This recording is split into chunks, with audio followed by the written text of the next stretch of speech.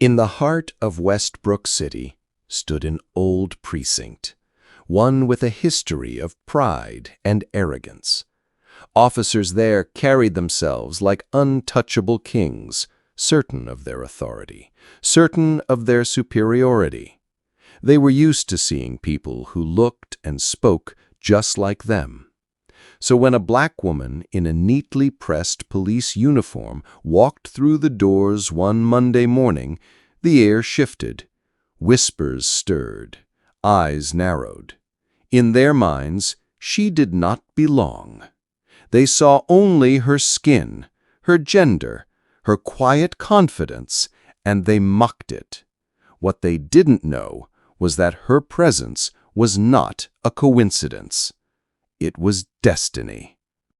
The woman moved with quiet dignity through the precinct, but behind her back, laughter echoed. Some officers smirked and joked that she looked like she had borrowed her uniform from a thrift store. Others whispered that she wouldn't last a week on the tough streets of Westbrook. They thought their words were hidden, but she heard every syllable. Still, she never flinched. Every insult became a stone, and she carried those stones silently, building within her a wall of resolve. For days the laughter followed her, in the cafeteria, in the locker room, during briefings, and each time she answered with silence, not because she was weak, but because she knew the power of patience. When assignments were handed out, she was deliberately given the toughest beat, a neighborhood filled with gangs, crime, and danger. It was an unspoken test, an attempt to push her out. But hours later, she returned with reports detailed to perfection, arrests made with precision, and no complaints from the community. She walked in calm, steady, and unshaken. For a moment, some officers were stunned, but arrogance quickly returned. "Beginner's luck," they muttered, unwilling to admit what they had seen. The laughter resumed. Days turned into weeks, and the mockery grew sharper. She was excluded from gatherings, her opinions dismissed in meetings, her presence treated like a nuisance. One evening she carried her report into the main hall, only to find a group of officers blocking her way. They exaggerated their laughter, made cruel comments about her voice, her hair, even her very existence.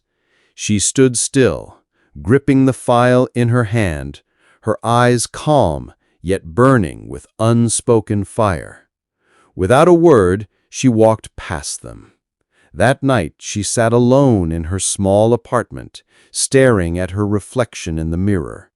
She felt the weight of centuries pressing down, the same struggle faced by countless women before her, countless black officers before her. But instead of breaking, her spirit hardened. She whispered to herself a vow. "I will not bend. I will not break. My time will come." A week later, the precinct was ordered to gather for an emergency meeting. Officers filled the hall, expecting another routine session led by their longtime captain. The door opened. Silence fell. The same woman they had mocked entered, but this time she wore the formal insignia of command. Her posture was unshakable, her presence magnetic. Behind her walked the mayor and city officials. With a firm voice, the mayor spoke. "Officers, today I introduce to you the new leader of this precinct. Meet your new police chief, Chief Angela Carter." Shock rippled across the room. Faces turned pale. The very officers who had laughed the loudest now sat frozen, their arrogance shattered. The woman they had ridiculed was not their equal, she was their superior. Chief Carter did not rule with vengeance. She ruled with justice. Instead of punishing those who mocked her, She chose discipline, fairness, and integrity. She restructured patrols, introduced community outreach, and demanded accountability. She spoke not with anger, but with clarity, reminding her officers that the badge they wore was not a shield of arrogance, but a symbol of service. At first, the resistance was fierce. Whispers continued in corners, but slowly her consistency began to break through. Officers saw how she led by example, facing danger head-on, treating victims with compassion, and holding everyone, including herself, to the highest standard. The laughter stopped, the sneers faded, and respect began to grow, not because she demanded it, but because she had earned it. Months passed, and the precinct transformed under her leadership. The community, once skeptical, began to trust the badge again. Younger recruits looked at her with admiration. Even the old guard, those who once mocked her, now stood straighter in her presence. Chief Angela Carter had not only revealed her rank, she had revealed their prejudice.